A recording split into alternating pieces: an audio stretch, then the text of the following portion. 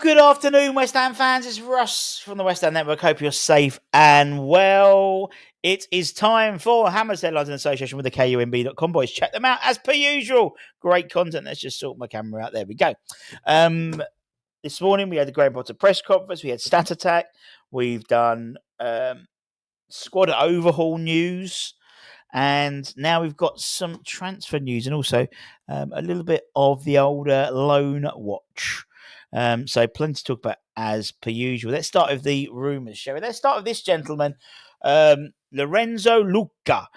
West Ham, Crystal Palace and Everton are apparently all interested in acquiring the service of the Udinese forward after some impressive performances this year, putting him on the radar of many a club in Europe. According to reports, all three of the Premier League clubs are keen on signing him, who is 6'7".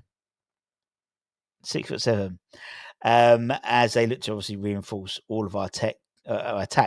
He joined Udinese in the summer of 2023 on a season-long loan. On the back of those performances, the move was made permanent last summer.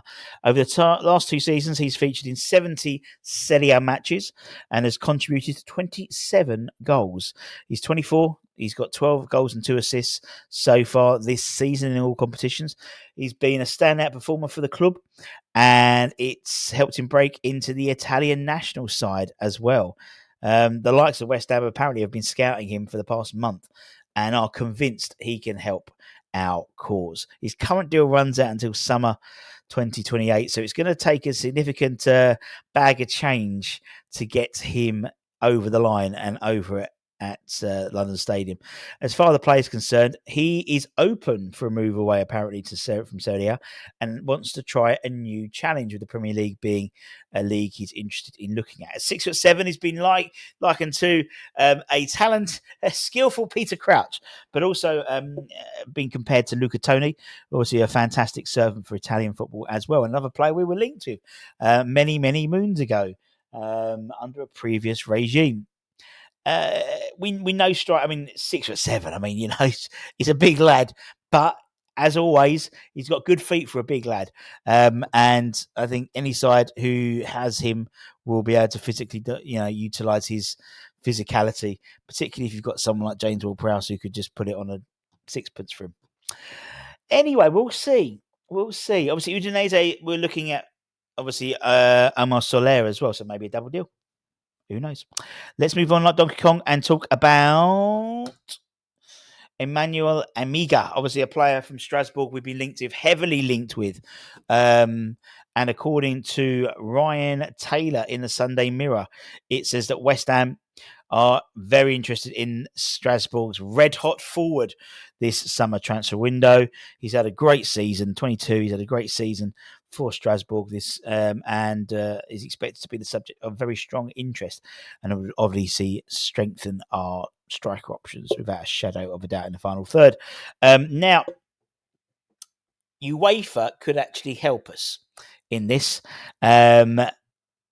Chelsea are very heavily linked. We've also a move for Emmanuel.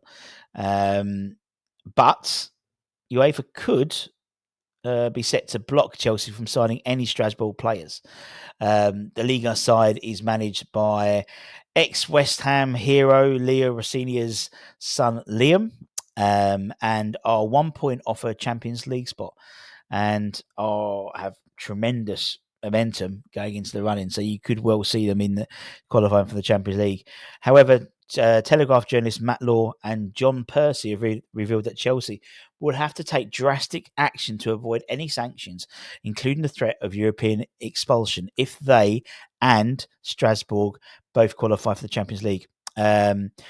It's just the same competitions. If if both qualify for Europa League, the same thing. Because obviously Blueco, the team that owns Chelsea, they'd have to pause any involvement in Strasbourg via a trust. And as a result, Chelsea and Strasbourg would not be able to transfer players to one another or use a shared scouting database until the end of the trust. So basically, if they both qualify for the Champions League, in essence, they can't sign players for each other because of the multi-club ownership, the MCO agreement, where you can't have the two owners having owning the same controlling stake in both sides in the same competition. So the rules are so strict. So they're putting off any English clubs really owning, multi-club expansions, given the threat of European expulsion or the need to reshuffle. So hopefully, Lyon Rosenior could do us a favour and finish the job and get them in the Champions League. And then you'd assume Chelsea would be in the Champions League as well. And then both being at the UEFA's top table, it will clear the path for the Hammers to potentially bring in Emmanuel to the Premier League. So, maybe UEFA could help us out for once. Maybe. If not another forward we've been linked with heavily, the Georgian forward, Georgius I can't pronounce his name. I'm going to say Georgios from Lille, the Georgian striker, top target apparently, and according to several sources, West Ham have been informed he's been informed of the Hammers' determination to take the Lyon striker to East London despite competition from other clubs. Crystal Palace and Wolves have notably both been credited with an interest in the Georgian international. However, Georgios is already aware of West Ham's interest and is apparently enthusiastic about the prospect of playing alongside Jared Bowen, amongst others. The 24-year-old is likely to command a significant amount of money, although there will still be some jiggery-pokery in terms of money owed for Paqueta to them, I'd imagine, and probably owed to Ben Rama deal. He's contracted for Lyon until 2028. He's got 8 goals and 4 assists in 27 appearances in Ligue 1 so far, taking his goal tally to all competitions this season to 14. Very different player from the likes of Lucca and Emmanuel, but shows that we're looking across the board and looking at different areas. But as I said, there's a couple of leagues we're really keen on. And one is the Pro League, obviously in Belgium, where we've been linked to a number of players. And Ligue 1 is another area because a lot of these clubs, with the exception of maybe Paris Saint-Germain, are a little bit brassy. So taking advantage of that. Let's do Loan Watch. Obviously, we'll be covering the Academy loans in the Academy show a little bit later on.